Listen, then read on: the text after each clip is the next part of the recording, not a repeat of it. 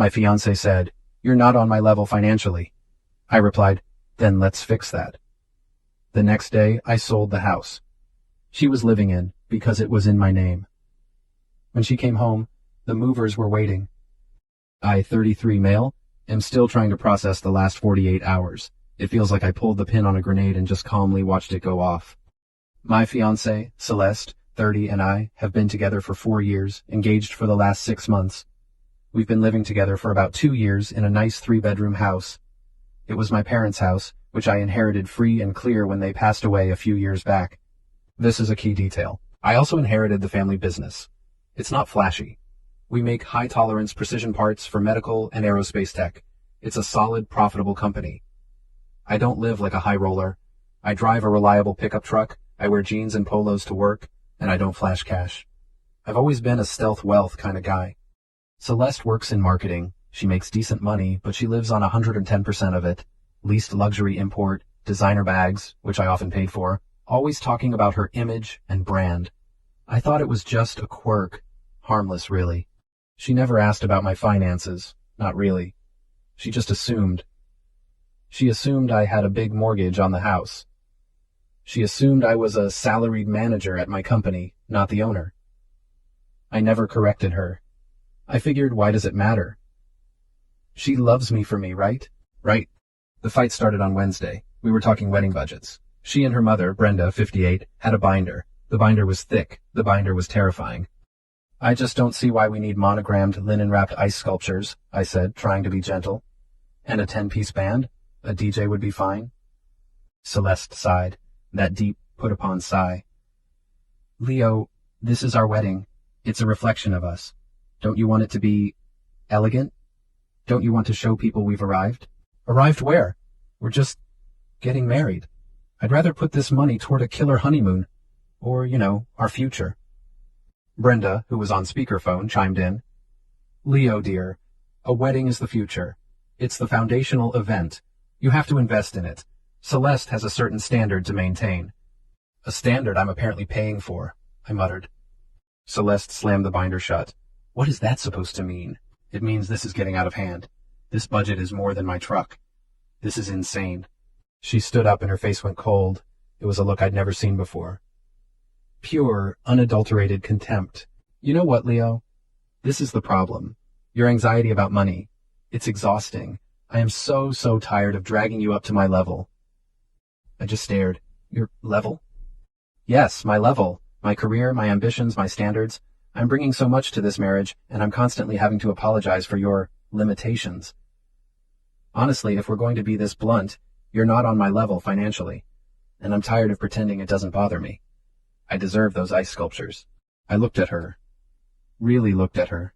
The woman I was going to marry. The woman living in my house, driving a car I'd put the down payment on, wearing a ring I'd paid cash for. "You're right," I said quietly. "You're absolutely right. I'm not on your level. Let's fix that." She blinked, clearly expecting a fight, an apology. She got a flat, calm agreement. "Good," she huffed, though she looked confused. "I'm glad you finally see it. I'm going to bed. Think about what you're willing to sacrifice for us." Oh, I thought about it. I didn't sleep. I spent the night on my laptop. I wasn't looking at wedding venues. I was looking at real estate. The market in this area is scorching hot. Houses are selling in hours, not days. Especially a paid-off house in a good neighborhood. At 7 a.m. on Thursday, I called a realtor I know through a business associate, a real shark. "I need to sell my house," I said, "today." "You mean list it today?" "I mean sell it today. I want a cash offer, quick close, as is. I'll take a 10% hit for the convenience. I just want it done." He must have smelled the urgency and the commission. He made some calls. By 10 a.m., I had a cash offer from a property investment group. It was $50K less than market, but it was done. They wired the deposit. We'd sign the final papers digitally by end of day. Closing date? Tomorrow. Friday. They wanted possession immediately. "Then let's fix that," I muttered to myself. Next, I called a moving company. "I need an emergency pack and move. Today. Just my personal effects. Office, my clothes, my tools. Everything else can stay for now." I spent all day Thursday while Celeste was at work, directing movers. I packed my clothes, my books, my computer, the photos of my parents. I'm writing this from a corporate apartment I keep for business purposes. It's clean. It's empty. It's all mine. Then I made one more call to a different moving and storage company. I scheduled them for Friday at 5:30 p.m., right when Celeste gets home from work. I gave them the address. I told them the house had been sold and the new owners wanted it cleared. The remaining occupant needs to be out, I said. Her belongings are to be packed and moved to a storage unit. Here is my credit card. Pay for 3 months in advance. Her name is Celeste. I texted her one thing this morning, Friday. We need to talk when you get home tonight. It's important. She replied, finally ready to discuss the wedding budget properly? Good. It's 5:15 p.m. The mover should be arriving at the house any minute. She'll be there in 10. I've already signed the final sale documents. The money is in my account. The house is no longer mine.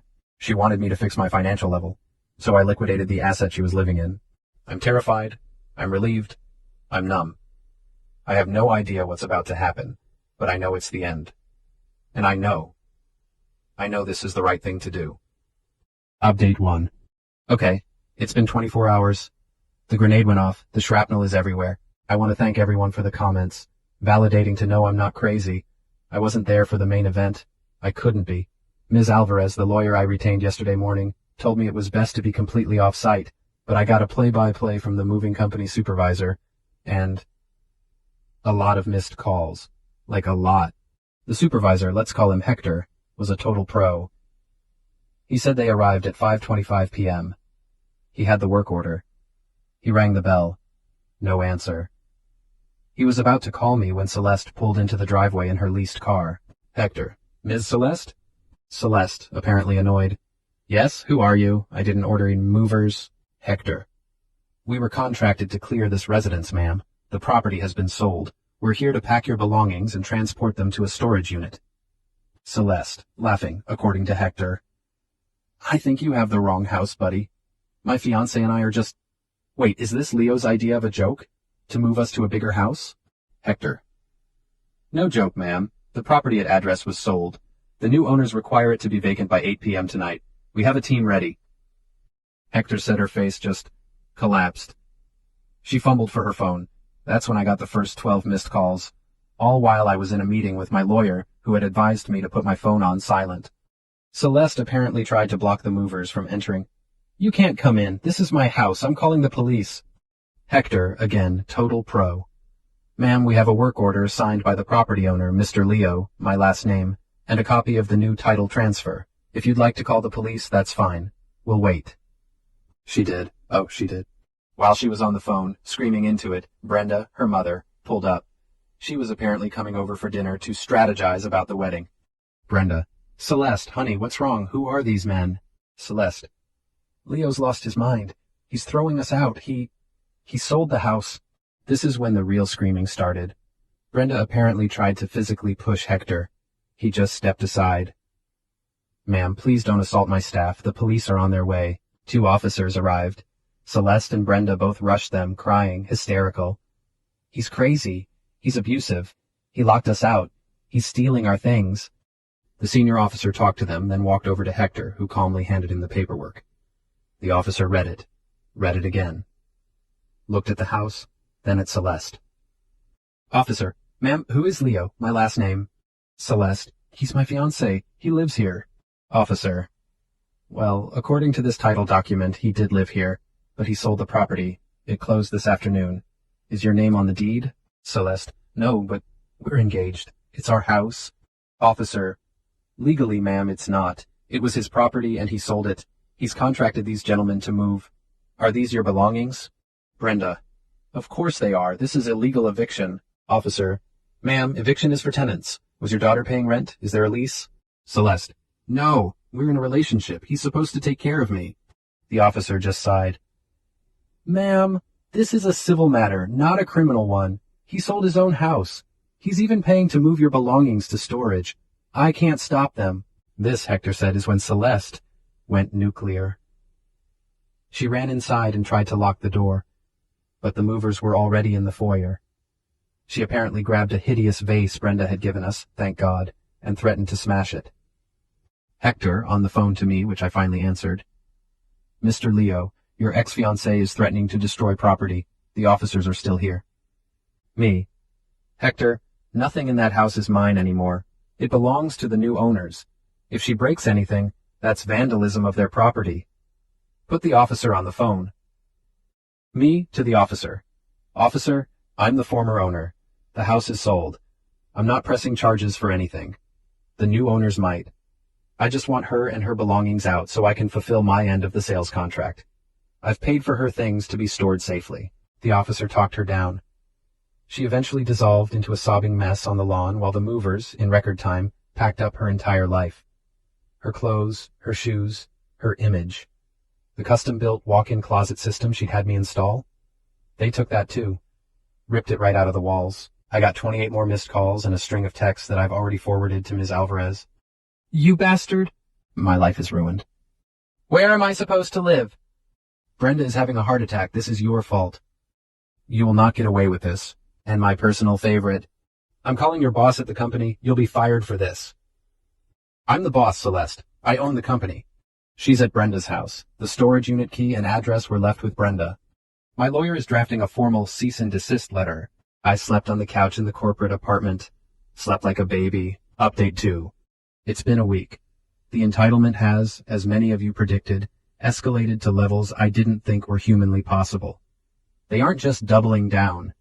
They're building a whole new fortress of delusion. First, the legal threats. Ms. Alvarez got a letter from Celeste's new lawyer. It was a work of art. It accused me of constructive eviction, intentional infliction of emotional distress, and fraudulent misrepresentation. Apparently, by not telling her I was wealthy, I had fraudulently induced her into a relationship under false pretenses. Yes, you read that right. She is claiming I tricked her into loving me by not being as poor as she thought. Ms. Alvarez had a field day with the response. She calmly pointed out that Celeste was never a tenant, but a guest. I had a fiduciary duty to the new buyers to deliver a vacant property, which I did. I paid out of pocket to have her belongings professionally packed and stored for 3 months as a courtesy she was in no way entitled to. And my personal favorite, Miss Celeste's claim of fraudulent misrepresentation is novel. Is she asserting that she would not have entered into a relationship with my client had she known he was financially successful? Or is she asserting that his perceived lack of funds was the only reason she was with him, and she is now distressed to learn she miscalculated her investment? Please clarify. We have not heard back on that point. But the dirty tricks have started, and they're not even good tricks. Dirty trick number 1, the welfare check. On Monday, 2 police officers showed up at my apartment. Not the house, my private apartment. Celeste's mother, Brenda, had called them. She claimed I was suicidal, depressed, and a danger to myself after the traumatic breakup. She told them I'd given away all my possessions by selling my house and was holed up.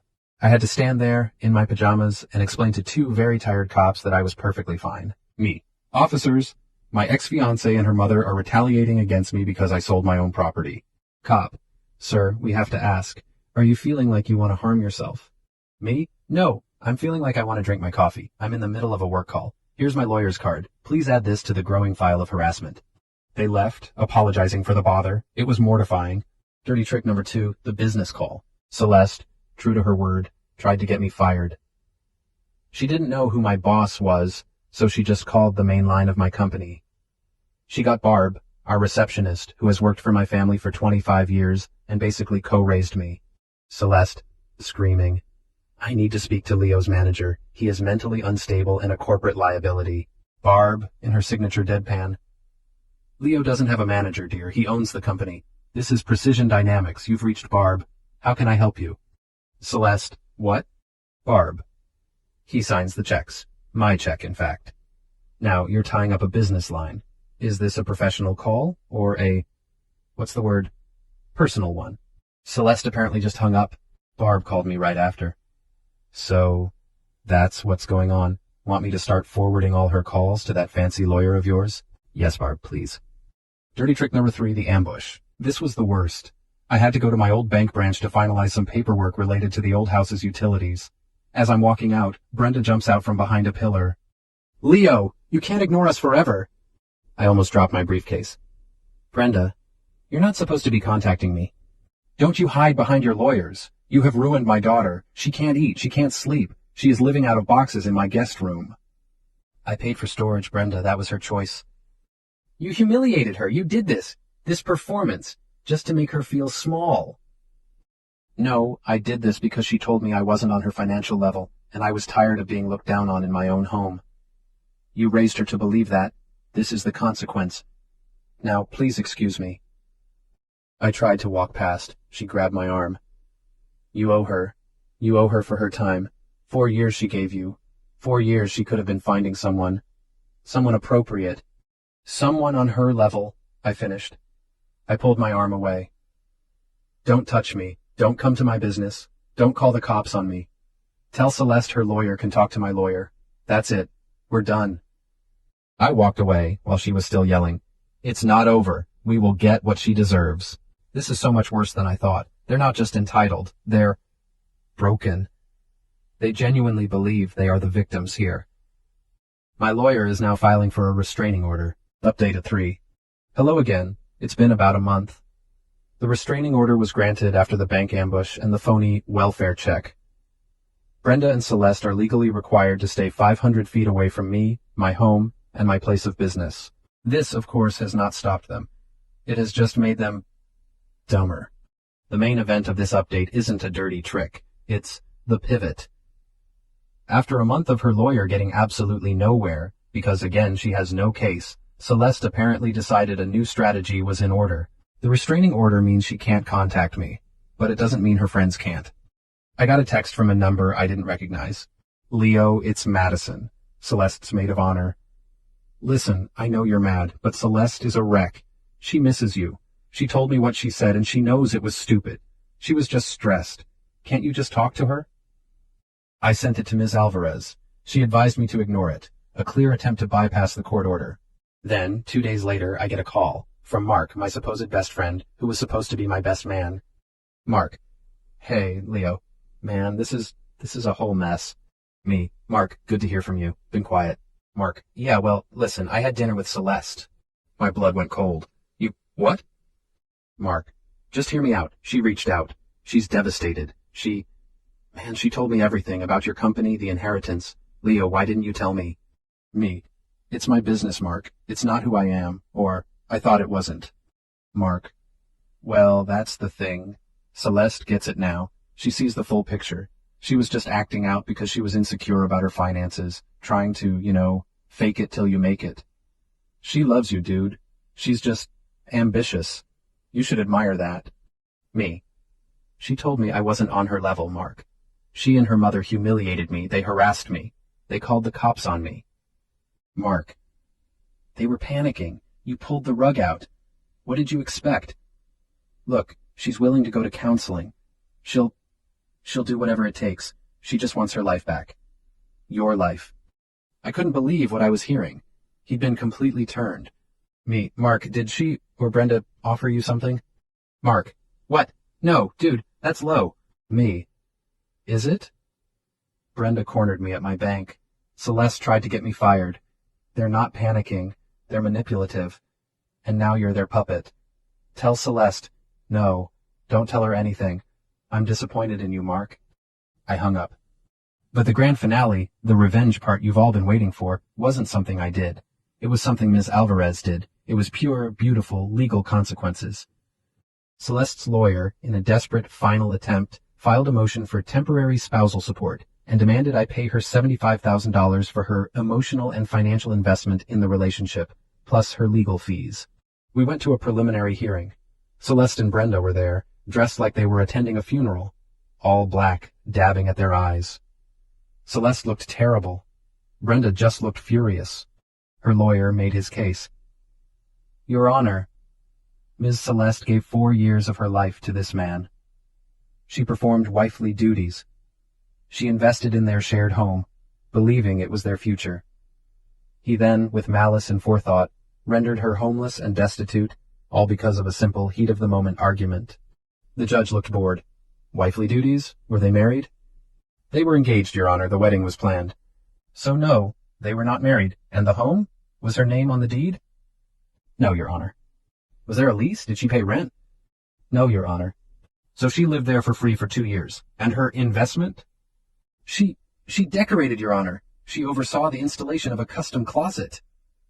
Ms. Alvarez stood up. Your Honor, my client paid for that closet. On his credit card. We have the receipt.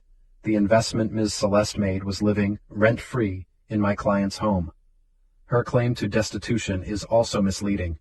She is employed, and her distress stems not from a loss of love, but from a loss of perceived financial gain. Then she delivered the killing blow. In fact, Your Honor, we are the ones with a financial claim. Ms. Celeste is still in possession of a $20,000 engagement ring, which was a conditional gift given in contemplation of a marriage she effectively terminated. We have formally requested its return, and she has refused. We are filing a countersuit for replevin. We are also seeking to have Ms. Celeste and her mother, Ms. Brenda, held in contempt for repeatedly violating a restraining order via third parties. The courtroom was silent. Celeste's face went from pale to ghostly. The ring. She thought she could keep the ring. The judge looked at Celeste. Ma'am, is this true? You still have the ring? Celeste, in a small voice. It was a gift. Judge. It was a conditional gift. The condition was marriage. You're suing him for emotional distress while holding onto a $20,000 asset he gave you. Son, is your lawyer's motion in order? Her lawyer just stammered.